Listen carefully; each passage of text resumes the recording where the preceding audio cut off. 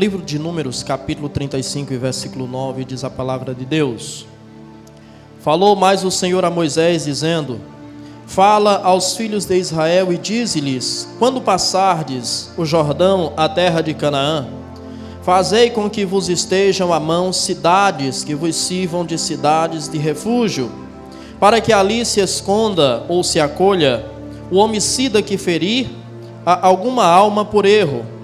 E estas cidades vos serão por refúgio do vingador do sangue, para que o homicida não morra, até que esteja perante a congregação no juízo. E das cidades que derdes, haverá 6 cidades de refúgio para vós. 3 dessas cidades dareis daquém do Jordão, e 3 destas cidades dareis na terra de Canaã. Cidades de refúgio serão.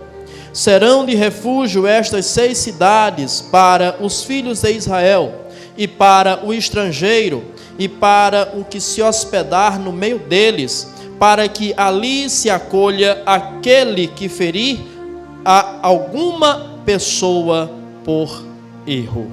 Até aqui. A igreja pode sentar em nome de Jesus. Uma expedição feita por franceses em dezembro de 1901, na cidade de Susa, no Irã, encontrou um monumento que eles até então não sabiam o que era. Essa expedição, ela foi chefiada por Jacques Morgan, e eles encontraram este monumento, uma pedra, uma rocha, e essa rocha continha alguns escritos extremamente antigos. Essa rocha, ela veio a ser descoberto que essa rocha, ela na verdade era o Código de Hammurabi. E o Código de Hammurabi é um código de leis extremamente antigo, escrito ali por volta do ano 1700 antes de Cristo, ou 1750 antes de Cristo. Não se tem precisão sobre a data em que esse código foi escrito. Sabe-se que Hammurabi ele foi rei da Babilônia por volta do ano 1750 antes de Cristo. Então nós estamos falando de uma lei que foi escrita pelo menos 300 anos antes da lei mosaica, 300 anos antes da lei que Moisés escreveu. Essa pedra era uma pedra, porque existe. Você pode conferir, pesquisar sobre isso. Ela está no Museu do Louvre, em Paris. E esta pedra, ela tem uma forma cilíndrica. É uma pedra que mede 2,25 metros de altura, e no seu topo mede 1,50 m de diâmetro. Na sua base, ela mede 1,90 m de diâmetro. E nessa pedra, nessa rocha, está contido o Código de Hammurabi, um código contendo 282 leis, distribuídas em 3.600 linhas. Esse código, ele adotou a lei de Talião, ou em latim, a Lex Talionis. Você sabe que a lei de Talião, ou a Lex Talionis, é a lei da recompensa. E a lei da recompensa diz, e no Código de Hammurabi está escrito, como também está escrito na palavra de Deus: olho por olho, dente por dente, mão por mão, pé por pé. É isso que está escrito, por exemplo, no livro de Êxodo, capítulo 21 e versículo 24. Então nós vemos um código de leis estabelecido pelo menos 300 anos antes da lei de Moisés, que trazia princípios que seriam repetidos, que seriam nominados também na lei de Moisés. E esse código, ele é o código de leis antigo, mais preservado e mais claro. É óbvio que existiam outros códigos de leis, mas nenhum deles ainda existe, e nenhum deles teve a importância e tem a importância que teve o Código de Hammurabi. No Código de Hammurabi existiam leis que determinavam, por exemplo, os relacionamentos, as coisas pessoais particulares e as coisas sociais da Babilônia. Hammurabi, ele foi o 6º rei da Babilônia, quando ainda se chamava Suméria. Nós sabemos que a Suméria, a civilização suméria, é a civilização mais antiga conhecida, pelo menos até onde vai as minhas informações. A civilização suméria é a civilização mais antiga que se tem notícia. É o berço da humanidade, que está contido ali, exatamente na Mesopotâmia, onde fica Irã, Iraque, enfim, aqueles países que ali estão situados. E, por exemplo, coisas que nós adotamos hoje na nossa vida estavam ali descritos no Código de Hammurabi, como, por exemplo, a responsabilização por um construtor que fizesse uma casa mal feita. Então, se um construtor edificasse uma casa, mas não se dedicasse, não fizesse ela com segurança, e essa casa viesse a cair, e o dono da casa viesse a morrer, o construtor da casa teria que morrer também. Então, esses são princípios da lex talionis, esses são princípios da lei de Talião, da lei da reciprocidade, da lei da semeadura. E como eu mencionei, também está escrito uma lei que é extremamente conhecida por cada um de nós, que foi também repetida, entre aspas, por Jesus, em Mateus capítulo 5, versículo 38, quando Jesus cita, não foi repetida, mas foi citada por Jesus, em Mateus capítulo 5 e versículo 38. Então, sabemos que desde os primórdios da humanidade, o homem, ele é responsabilizado pelas suas ações, ele é responsabilizado pelos seus crimes. E Deus, que adota a nação de Israel como sendo o seu povo, escolhe Moisés para ser o legislador dessa nação, e Moisés, como legislador dessa nação, ele se torna o porta-voz de Deus, para que ele possa transmitir ao povo a lei de Deus. E como eu disse, dentre as leis que Moisés estabeleceu, ele estabeleceu olho por olho, dente por dente, mão por mão, pé por pé. Então, se alguém matasse outra pessoa, essa pessoa deveria ser morta também. O dano que era causado a alguém deveria ser restituído na mesma proporção. E quando nós olhamos para a Bíblia Sagrada, nós percebemos que, assim como nos nossos dias, havia a possibilidade de haver injustiças. E Deus, observando que havia a possibilidade de haver injustiças, sabendo que se alguém matasse outra pessoa, essa pessoa deveria morrer também, Deus então, quando eles estão ainda em direção à terra de Canaã, Deus fala com Moisés e manda que sejam estabelecidas cidades de refúgio. Cidades que seriam ou que serviriam para que uma pessoa, quando matasse outra, sendo que o assassinato se desse por acidente ou por legítima defesa, essa pessoa não caísse nas mãos do vingador do sangue. A Bíblia nomina vingador do sangue aquele que era escolhido pela família do falecido para se vingar daquele que o havia matado. Então, Deus, para corrigir injustiças, Deus estabelece 6 cidades chamadas de cidades de refúgio. Deus não estabelece exatamente, especificamente as cidades, mas Deus diz: vocês deverão escolher 6 cidades, e essas cidades servirão como cidades de refúgio. E o objetivo e a finalidade dessas cidades eram exatamente essas: acolher aqueles que, por acidente, vinham a tirar a vida de outra pessoa. Você pode ler mais detalhadamente, aqui em Êxodo, também em Deuteronômio, é citada essa lei, é citado acerca das cidades de refúgio, e você vai perceber de forma clara ali como o texto detalha os tipos de morte que seriam alcançados ou abraçadas por essa graça, se é que podemos dizer assim, da cidade de refúgio. Aquele que então cometia um assassinato, ele deveria correr em direção a uma das cidades de refúgio. Chegando lá, a cidade tinha as suas portas, e essa pessoa deveria chegar em uma das portas da cidade, cidades ou portas essas que eram guardadas por anciãos da cidade, e ele deveria então relatar o seu crime, relatar o seu caso, relatar o ocorrido. E entendendo o ancião que ele não tinha inimizade com aquele que ele havia matado, Entendendo o ancião que ele não tinha matado de propósito, mas por acidente ou por legítima defesa, o ancião então abraçava, acolhia, recebia aquela pessoa na cidade de refúgio.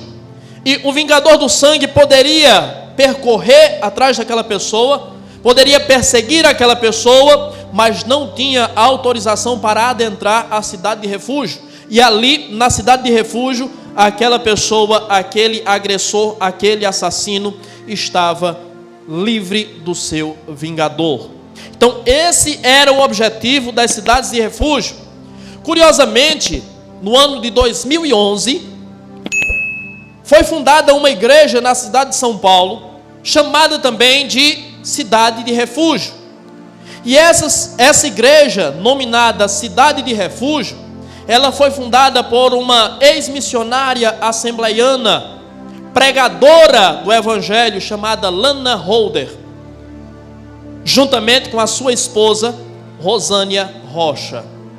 E elas fundaram essa igreja com o objetivo de recepcionar a comunidade LGBTQIA+, e não se sabe mais a finitude da nomenclatura das siglas, porque se tornou algo incontrolável e infinito. E essa igreja, fundada por essas duas mulheres, começou então a abraçar esses que supostamente a igreja tradicional rejeitava, esses que eram marginalizados supostamente pela igreja tradicional. O objetivo dessa igreja, e essa igreja tem se expandido, começou em São Paulo, mas nós já encontramos em Curitiba, já encontramos em Brasília, já encontramos no próprio Pernambuco, em Recife. O objetivo é acolher essas pessoas e dizer-lhes que Deus não condena a relação homossexual. E como isso vai para a internet, eu corro um grande risco de ter problemas com isso.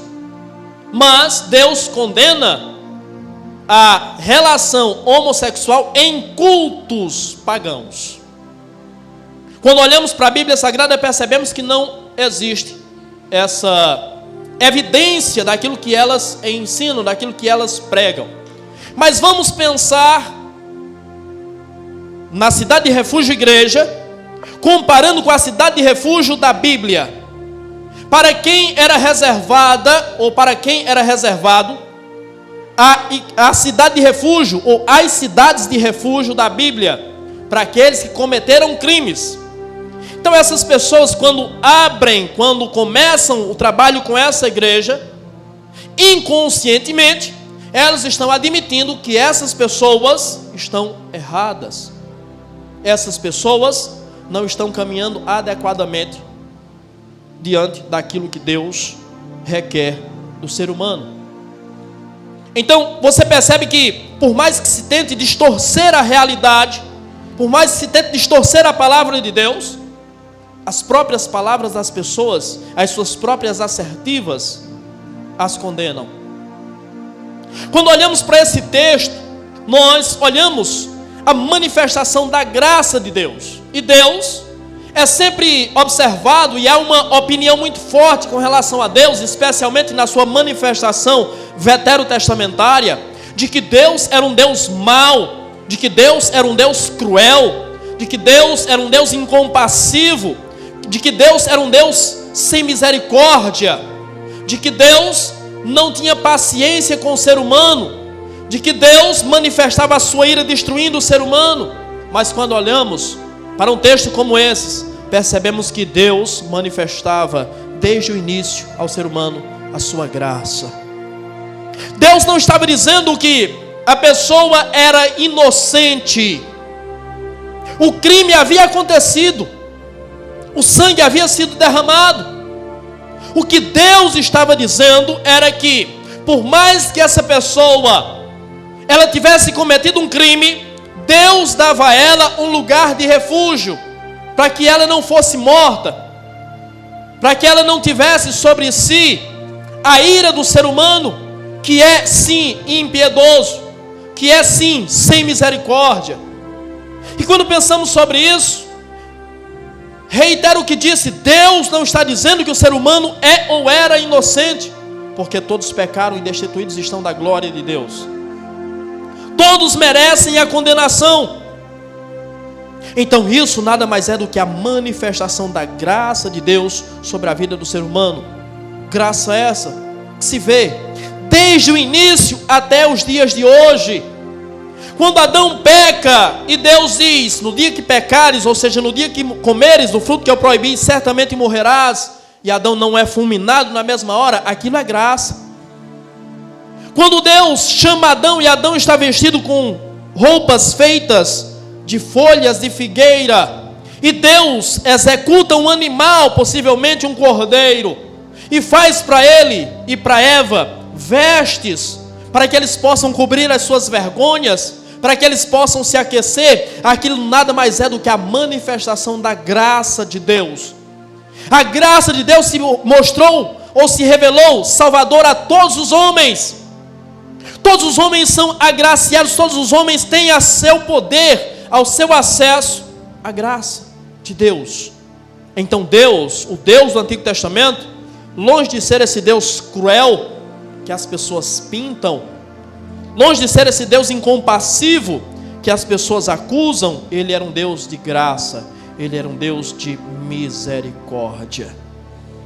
Então, pensando nisso, pensando no bem-estar do ser humano, Deus diz a Moisés: escolham para vocês cidades e façam dessas cidades cidades de refúgio. E ele diz: escolham essas cidades em número de 6 cidades. É curioso, por que 6 cidades? 6 cidades, porque 6, na numerologia bíblica, é o número do homem. O homem foi criado no 6º dia. E isso mostra que o refúgio estaria em um homem. Número de homem. O refúgio do ser humano estaria em um homem, estaria em um ser carnal, estaria em um ser encarnado. Escolham para vocês cidades e façam dessas cidades cidades de refúgio. Então observe aqui como é que Deus lida com o ser humano. Deus não estipulou quais seriam as cidades, Deus não nominou quais seriam as cidades, mas Deus disse: escolham para vocês quais serão as cidades que vocês farão de cidades de refúgio. Sabe o que é que Deus está nos ensinando? Não apenas para eles, mas ensinando para nós hoje. Você escolhe onde você vai se refugiar. É você que escolhe onde será o seu refúgio. É você quem escolhe quem será o seu refúgio. E a pergunta que se faz hoje é: diante dos seus crimes espirituais, diante dos seus pecados, diante dos seus erros, onde você tem se refugiado? Qual tem sido o seu refúgio? Que refúgio você tem escolhido para você? Muitos escolhem o refúgio que eles cheiram, que entram pelo seu nariz. Outros escolhem o refúgio que entra como fumaça pela sua garganta. Outros escolhem o refúgio que entra como líquido pela sua garganta. Outros escolhem o refúgio que é encontrado nos antros. Quantos refúgios o homem tem buscado? Quantos refúgios o homem tem buscado se acolher? E eu pergunto: em qual refúgio você tem buscado? Em que lugar você tem se refugiado?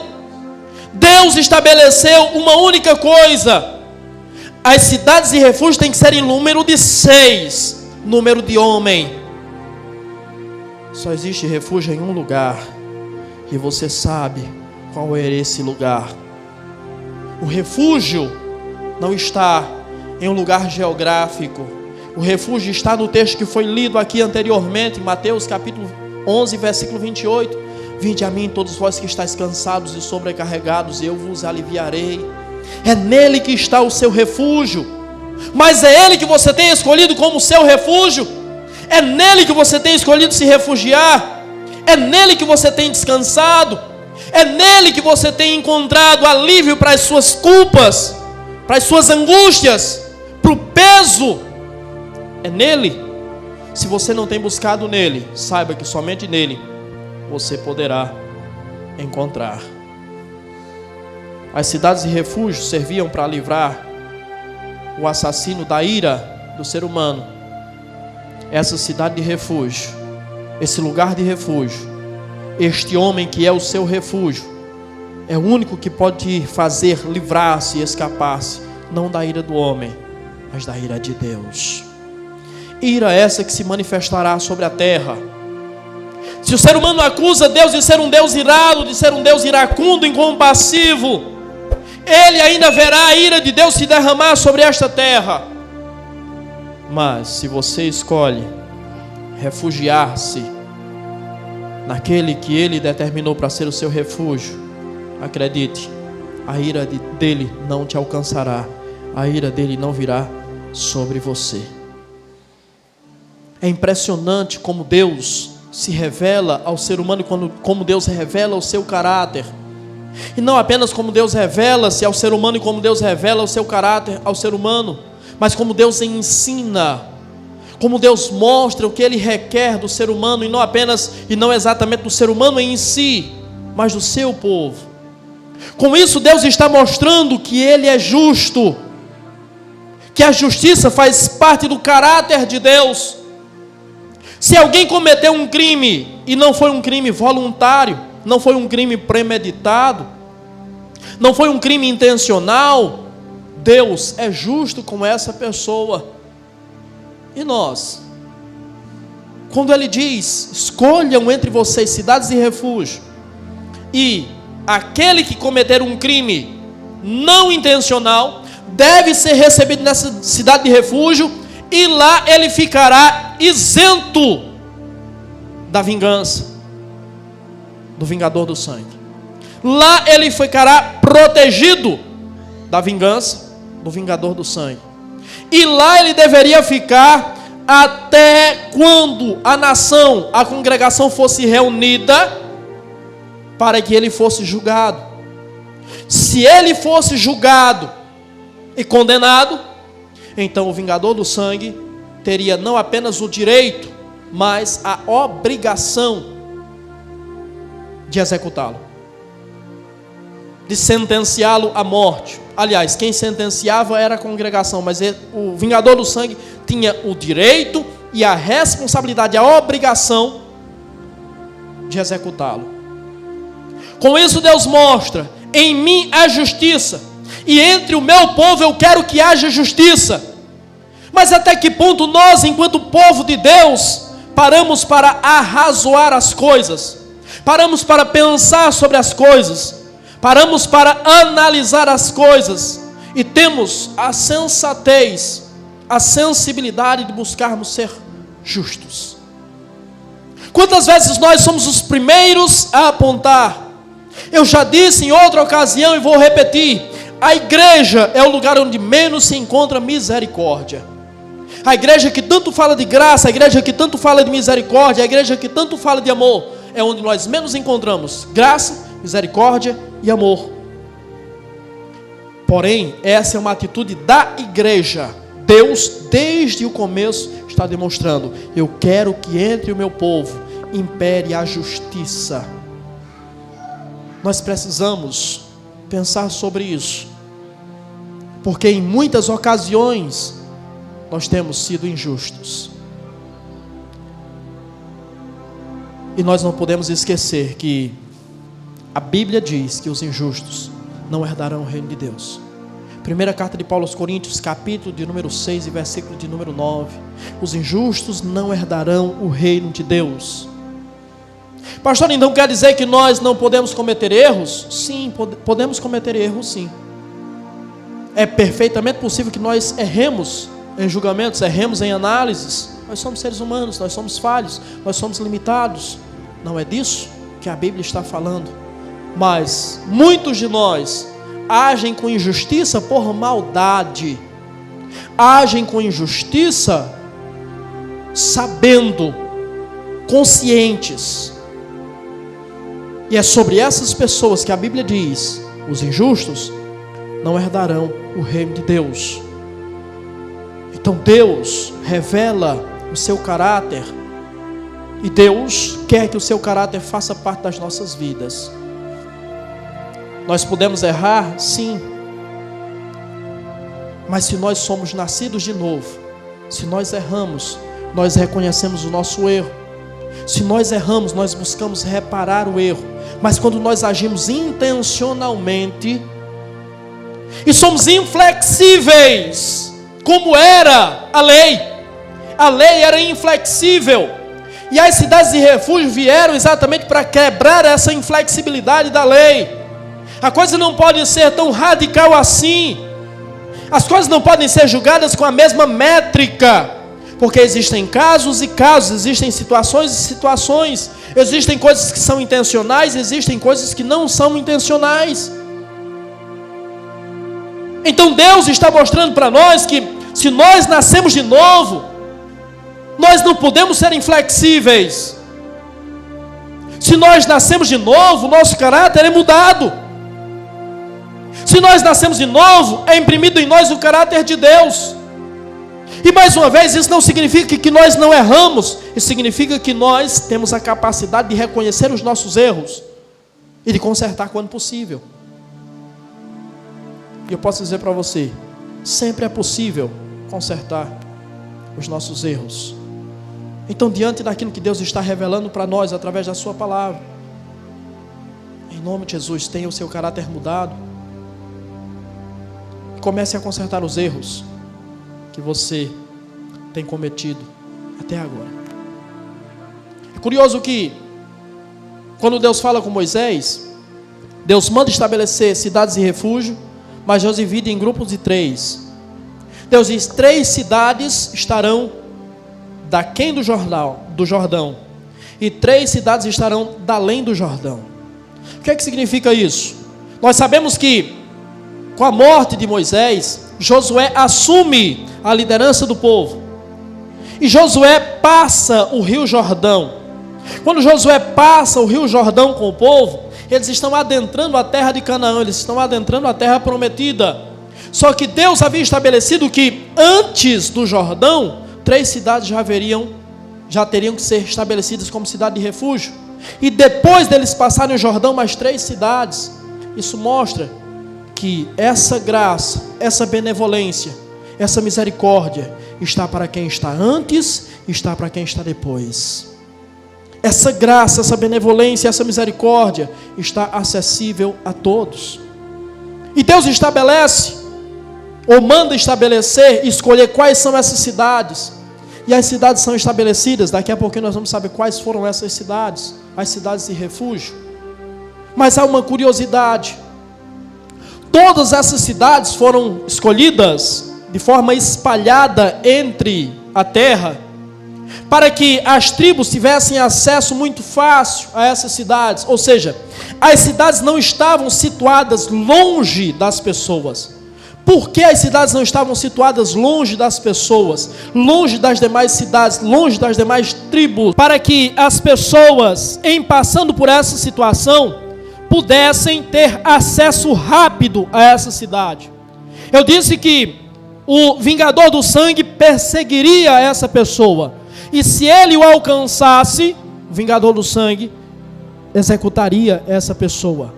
Então, as cidades de refúgio estavam ao alcance das pessoas, estavam próximas, estavam acessíveis às pessoas. Com isso eu estou dizendo para você que o refúgio, ele está próximo. O refúgio é acessível. O refúgio está mais perto do que o que você imagina. E você só cairá nas mãos do vingador do sangue se você quiser. Há refúgio para você mais perto do que você imagina. O vingador do sangue naquela cidade não podia entrar, e essa pessoa estaria protegida do vingador do sangue ali. Sabe o que é que isso significa? Responsabilidade pessoal. Se você já encontrou a cidade de refúgio, se você já encontrou o refúgio, e se você sair da cidade de refúgio, a responsabilidade é inteira sua.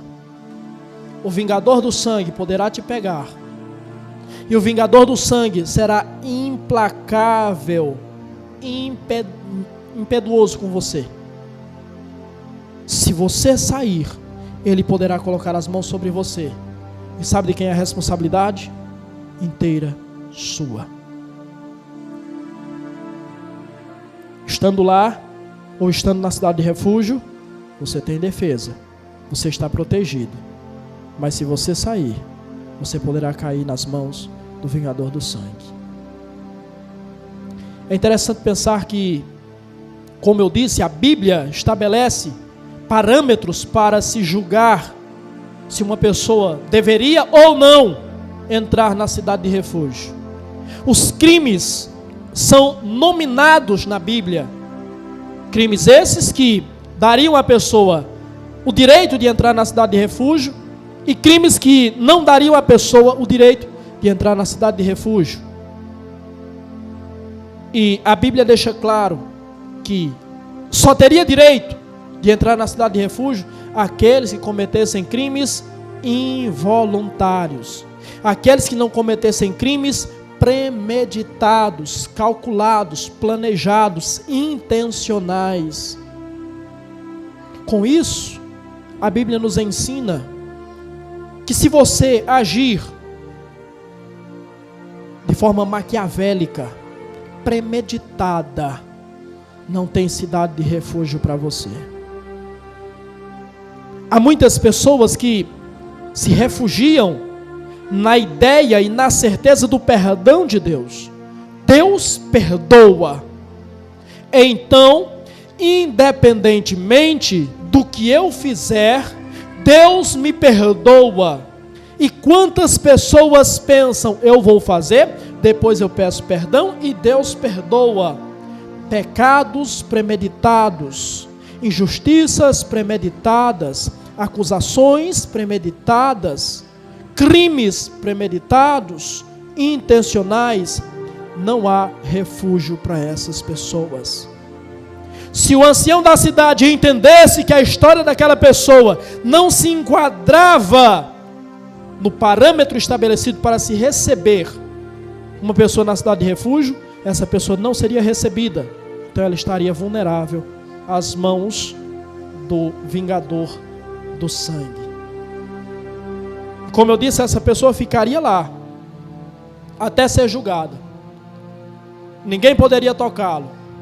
Mas há um detalhe: se essa pessoa, ficando lá todo o tempo até chegar o julgamento, e durante o julgamento essa pessoa fosse considerada culpada, ela seria entregue para a execução. Se essa pessoa fosse considerada inocente, essa pessoa não voltava para casa, essa pessoa não voltava para sua família, essa pessoa não voltava para a sua vida normal, para suas posses, para as suas terras. Por quê? Porque foi entendido que essa pessoa não cometeu crime intencional, mas cometeu crime. Então essa pessoa deveria voltar mais uma vez para a cidade de refúgio, e lá ficaria. Até quando? Lá ele ficaria até que o sumo sacerdote daquela ocasião morresse. Quando o sumo sacerdote daquela ocasião morresse, então essa pessoa seria anistiada.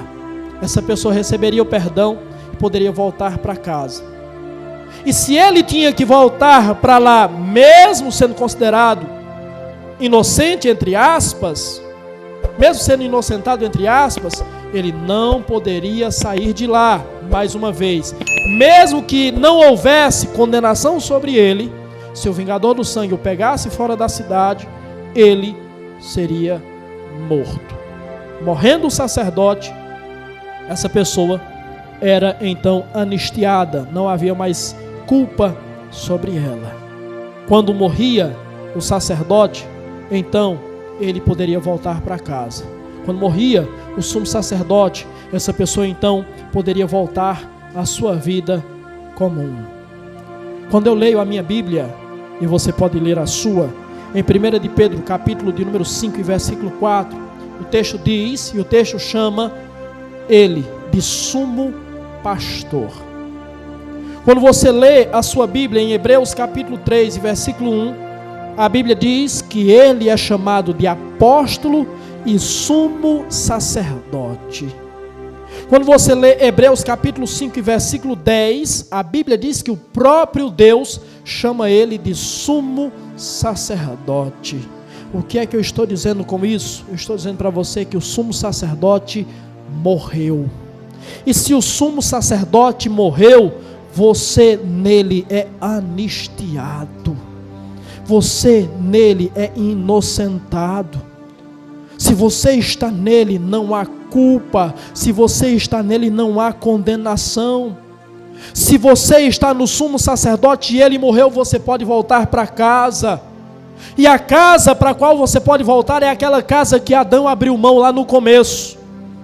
Você pode a partir dele agora voltar, fazer o caminho inverso. Você pode reconquistar aquilo que Adão perdeu, aquilo que Adão abriu mão.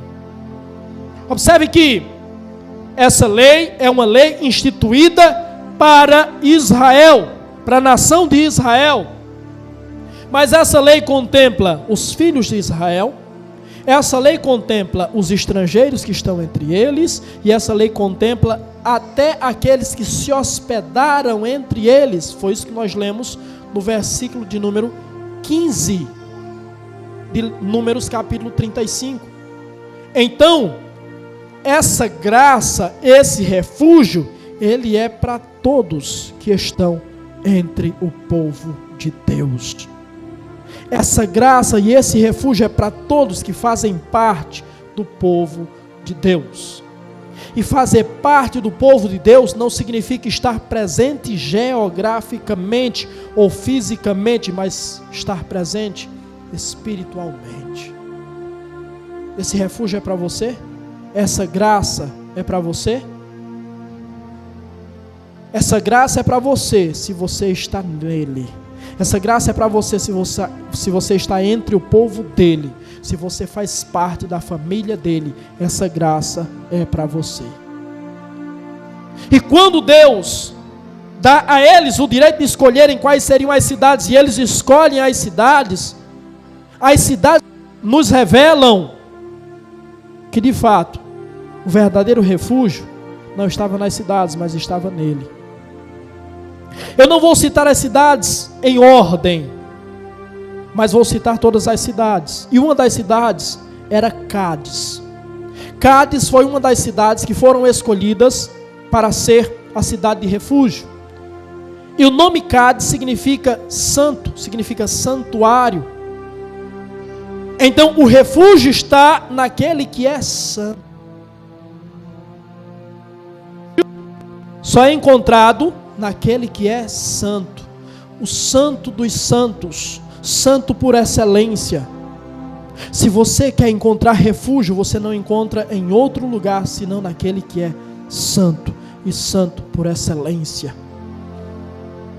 Outra cidade era a cidade de Ramote, e o nome Ramote significa elevar, elevado, estar acima, aquele que está acima. E ele foi elevado acima de todos os homens. O seu nome foi elevado acima de todos os homens. Todo o poder lhe foi dado nos céus e na terra. Ele é o maior de todos. Você só encontra refúgio naquele que é elevado, naquele que é maior que todos, naquele que está acima de todos. E você sabe quem ele é. E você sabe qual é o seu nome.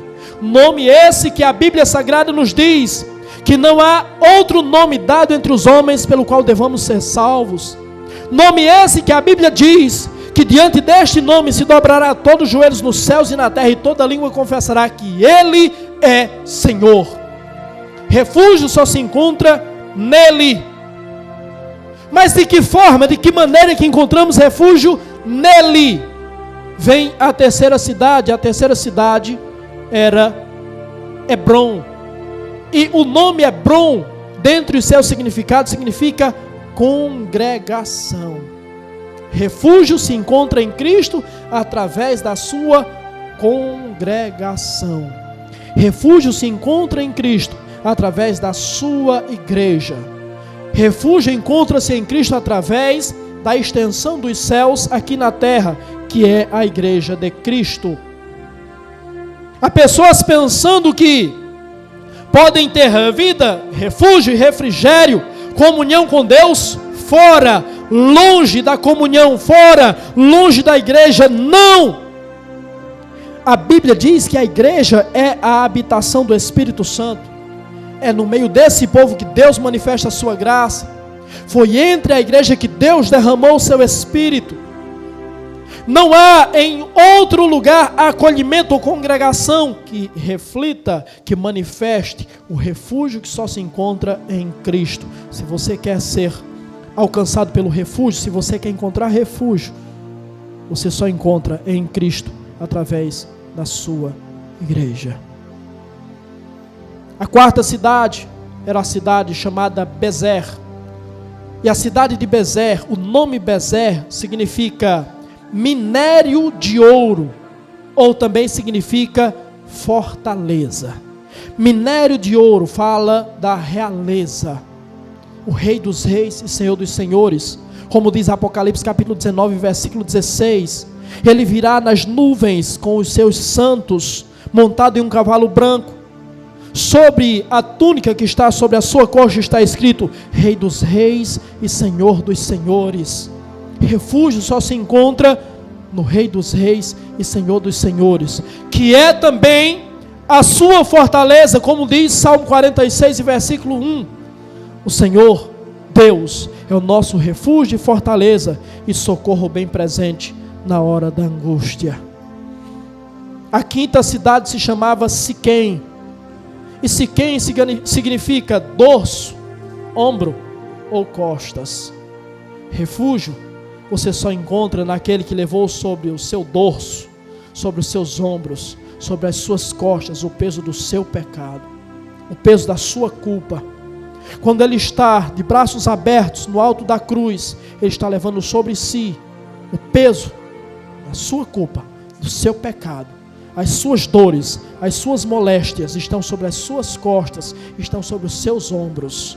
Só nele você encontra refúgio, só nele você encontra descanso, só nele você encontra refrigério. E a sexta cidade era a cidade de Golã.